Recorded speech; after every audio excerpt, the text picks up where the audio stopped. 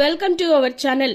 ఆనందిని చంపబోతూ అడ్డంగా దొరికిపోయిన జీవన, చెంప పగలకొట్టి నిజాన్ని బయటపెట్టిన ఆదిత్య. మరి ఆనంది గురించి ఆదిత్య ఎటువంటి నిజాన్ని బయట పెట్టబోతున్నాడు అనే విషయం తెలుసుకోవాలి అనుకుంటే ఈ వీడియోని చివరి వరకు స్కిప్ చేయకుండా చూసేయండి. అలాగే పాపే మా Jeevan Jyoti serial upcoming episodes అన్ని మీకు అందరికన్నా ముందే రీచ్ అవ్వాలి అంటే ఖచ్చితంగా మా ఈ ఛానల్ని సబ్స్క్రైబ్ చేసుకోండి. అలాగే పక్కనే ఉన్న బెల్ ఐకాన్ని ట్యాప్ చేయండి. ఇక వీడియోలోకి వెళితే గనక డాక్టర్లు అయితే ఆనంద్ శశికాంత్కి ఖచ్చితంగా లివర్ డొనేట్ చేయాల్సిందే, లేకపోతే ఆయన ప్రాణానికి ప్రమాదం అని చెప్పడంతో సునంద అలాగే ఫ్యామిలీ అందరూ కూడా టెన్షన్తో ఉంటారు, ఎలా ఏంటి అని చెప్పేసి.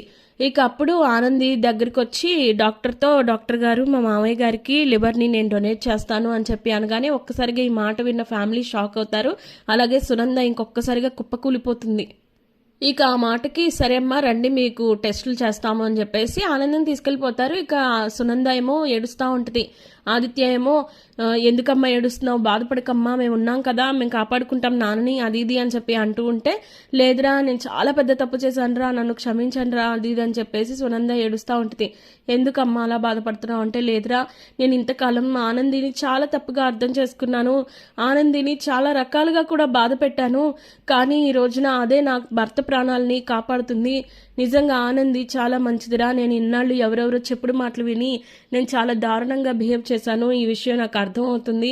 నాకు ఈ రోజున పరిస్థితి ఇంత దాకా వచ్చేసరికి ఆనంది ముందుకొచ్చి తన మావయ్య గారికి అలా లివర్ డొనేట్ చేయడం అనేది మామూలు విషయం కాదు, తన ప్రాణాన్ని కూడా లెక్క చేయకుండా కుటుంబం కోసం పోరాడుతుంది, అది ఇది అని చెప్పేసి సునంద చాలా ఎమోషనల్గా మాట్లాడుతూ ఉంటుంది.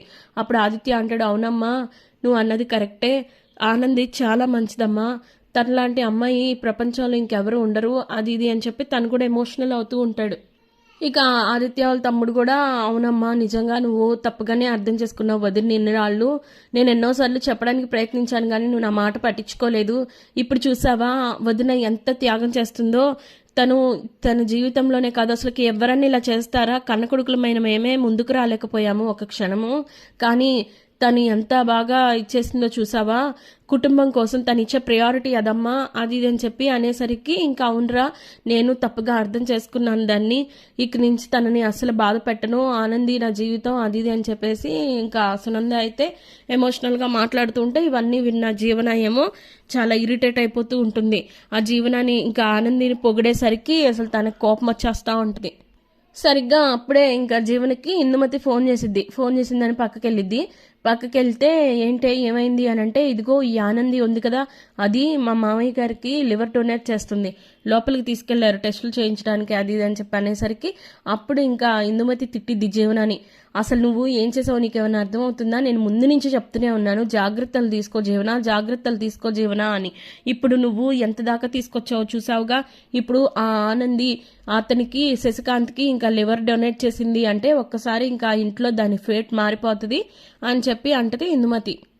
నీకొక విషయం అర్థం కావట్లేదు పెద్దమ్మ, నువ్వు అంత కంగారు పడకు, దానికి అంత సీన్ లేదు అని చెప్పి జీవన అనేసరికి, లేదే నీకు అర్థం కావట్లేదు, సునంద గురించి నాకు బాగా తెలుసు, అసలు అది మామూలుగా ఎవరైనా సాయం చేస్తే అసలు చచ్చిపోయే వరకు వదిలిపెట్టదు, మర్చిపోదు, అలాంటిది ఇప్పుడు తన భర్తకి లివర్ని డొనేట్ చేస్తున్న తన కోడలు ఆనంది గురించి ఇంకెంత ఆలోచిస్తుంది, అలాగే ఇప్పుడు దాన్ని ఇంట్లో వాళ్ళందరూ కూడా నెత్తిన పెట్టుకొని చూసుకుంటారు, నీ పని అవుతే ఆ ఇంట్లో నీకంటూ వాల్యూ ఉండదు అని చెప్పేసి ఇందుమతి అంటది. ఏం మాట్లాడుతున్నావు పెద్దమ్మ అంటే, అవునే నేను నీకు చెప్పేది ఎందుకు అర్థం అవ్వట్లేదో నాకు అర్థం కావట్లేదు, కానీ ఒక విషయం గుర్తుపెట్టుకో, ఈ రోజు ఖచ్చితంగా ఆనంది ఇంట్లో దాని విలువ మారిపోయినట్టే, నేను అందుకే చెప్తూనే ఉన్నాను అని చెప్పి అంటూ ఉంటది ఇందుమతి. నీ జాబ్కి కూడా గ్యారంటీ లేదు, ఎందుకంటే ఆదిత్య వాళ్ళు ఖచ్చితంగా ఇప్పుడు ఇంట్లోకి వచ్చేస్తారు, ఇంట్లో అంటావా ఆనందికి ఒక రేంజ్ వాల్యూ వస్తుంది కాబట్టి నీకు అది కూడా లేదు, ఈ సిచ్యువేషన్లో నీ గురించి అసలు నిజంగాని బయటపడిందో ఆ ఇంట్లో కూడా ప్లేస్ ఉండదు అని చెప్పి ఇందుమతి అంటది. ఏం మాట్లాడుతున్నావు పెద్దమ్మా, నోటికి ఎంత వస్తే అంత మాట్లాడేస్తున్నావు, అసలు నీకు నచ్చినట్టు మాట్లాడుతున్నావు, అయినా ఇప్పుడు ఆనంది బతికే ఉంటుందని ఎవరు చెప్పారు, నేను ఇప్పుడు ఆనందిని చంపేయబోతున్నాను అనగానే ఇందుమతి షాక్ అయింది. ఏంటే నువ్వు మాట్లాడేది అని చెప్పి టెన్షన్గా అనేసరికి, అవును పెద్దమ్మ నేను భరించలేను, ఆ ఆనందిని సహించడం కూడా అనవసరం, ఈ విషయంలో ఎలాంటి మార్పు లేదు, ఖచ్చితంగా ఆనందిని ఇప్పుడు చంపేయబోతున్నాను అని చెప్పేసి అంటది జీవన. అందుకే ఆ ఆనందియే అసలు లేకపోతే నాకు ఇంట్లోనూ ఏ ప్రాబ్లం ఉండదు, ఇక ఆఫీస్లోనూ ఏ ప్రాబ్లం ఉండదు, రియల్ లైఫ్లోనూ ఇంకేం ప్రాబ్లం ఉండదు. అందుకే నేను చంపేయాలని డిసైడ్ చేసుకున్నాను అని చెప్పి ఫోన్ పెట్టేసిద్ది. ఇక ఆనందినేమో లోపల ఉంటుంది కదా హాస్పిటల్ రూమ్ లోపల, వీళ్ళందరూ ఏమో బయట ఉంటారు. ఎస్, వీళ్ళందరూ బయటే ఉన్నారు, ఇప్పుడు ఇదే కరెక్ట్ టైం అని చెప్పి జీవన డిసైడ్ చేసుకుంటుంది. ఇక అప్పుడు లోపలికి వెళ్ళిన తర్వాత ఆనంది ఏమో పడుకొని ఉంటుంది బెడ్ మీద. ఇక తనని దాని దగ్గరకు వచ్చి, ఏంటి ఆనంది, అదే జీవన, నువ్వు ఈ రోజుతో నీకు రుణం తీర్పబోతుంది. అంతేకాదు నిన్నిప్పుడు నేను చంపైబోతున్నానే, ఈ రోజుతో నీకు నాకు ఉన్న స్నేహబంధం రుణం కూడా తీరిపోతుంది అని చెప్పేసి దిండు పెట్టి నొక్కేస్తా ఉంటుంది మొహం మీద. సరిగ్గా అప్పుడే ఆదిత్య లోపలికి వస్తాడు, డోర్ ఓపెన్ చేసుకుని. అలా చూసేసరికి షాక్ అయిపోతాడు. ఇక ఆ విధంగా జీవన అయితే ఆనందిని చంపబోతూ అడ్డంగా దొరికిపోద్ది. దాంతో ఇంకా జీవన కూడా ఆదిత్యని చూసి షాక్ అయిపోతుంది. ఇక అప్పుడు చంప మీద లాగి పెట్టి కొడతాడు. ఇక అప్పుడు ఏం చేయలేక జీవన అలా నుంచుండిపోద్ది. అసలు నువ్వు మనిషివేనా? ఇంత దారుణంగా నా భార్యని చంపాలని ప్రయత్నిస్తావా? నీ జీవితానికి అడ్డొస్తుందని ఆనందిని చంపడానికి కూడా వెనకాడవా? ఈ రోజున తను ఎంత త్యాగం చేస్తుందో చూసావుగా, అది ఇది అని చెప్పేసి ఇంకా తిడతా ఉంటాడు. తిట్టేసరికి అసలుకి ఆ జీవనాకి ఎలా తప్పించుకోవాలో అర్థం కాదు, ఏం చేయాలో కూడా అర్థం కాదు. ఇక అప్పుడు గట్టిగా సౌండ్స్ విని లోపలికి వస్తారు. లోపల అందరూ వచ్చేస్తారు. ఏమైందిరా, ఎందుకు, ఏమైంది అని చెప్పి సునంద అడుగుతుంది. అమ్మా, ఈ రాక్షసి నా భార్య ఆనందిని చంపడానికి ప్రయత్నిస్తుందమ్మా అని చెప్పి అంటాడు. ఆదిత్య అలా అనేసరికి సునంద కోపం వచ్చేస్తుంది. జీవన నిజమేనా అని చెప్పి అడిగేసరికి, అత్తయ్య అది వీళ్ళు అబద్ధం ఆడుతున్నారు అనగానే మళ్ళీ చెంప మీద లాగిపెట్టి కొట్టిద్ది ఇంకా సునంద. అయితే నువ్వు నీ గురించి నాకు తెలియదు అనుకుంటున్నా, నీ మీద నాకు ఎప్పటి నుంచో అనుమానం ఉంది, కాకపోతే పోనీలే కదా అని వదిలేశాను, కానీ ఇప్పుడు నా కోడల్ని చంపడానికి ప్రయత్నిస్తావా అని చెప్పేసి సునంద తిట్టిద్ది. అవునమ్మా, అసలు ఇది మనిషే కాదు అని చెప్పేసి ఇంకా ఆదిత్య తిడతాడు. నీకు జీవితాన్ని ఇచ్చిన ఆనందినే చంపడానికి ప్రయత్నిస్తావా? నువ్వు ఎక్కడో రోడ్డు మీద అనాథలా బ్రతికుంటే నిన్ను తీసుకొచ్చి చేరదీసింది. ఇక ఆదిత్య అలా అంటూ ఉండేసరికి జ్యోతి సూర్య కూడా ఇంకా శశికాంత్ని చూడడానికి అని చెప్పి వస్తారు లోపలికి.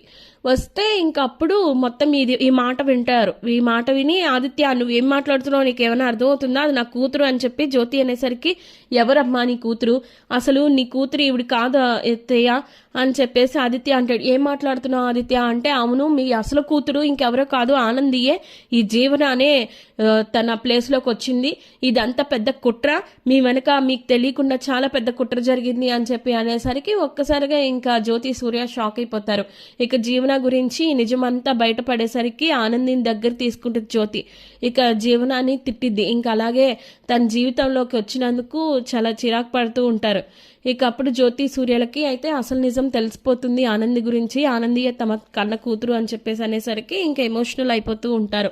మరి ఇప్పుడు జీవన మరో కొత్త నాటకం మొదలు పెడుతుందా లేదా ఇంట్లో నుంచి బయటకు వెళ్ళిపోతుందా అనేది తెలియాలి అంటే ఖచ్చితంగా అప్కమింగ్ ఎపిసోడ్స్ కోసం వెయిట్ చేయాల్సిందే. అలాగే పాపే మా Jeevan Jyoti serial upcoming episodes అన్ని మీకు టైం టు టైం అందరికన్నా ముందుగా రీచ్ అవ్వాలి అంటే మా ఈ ఛానల్ని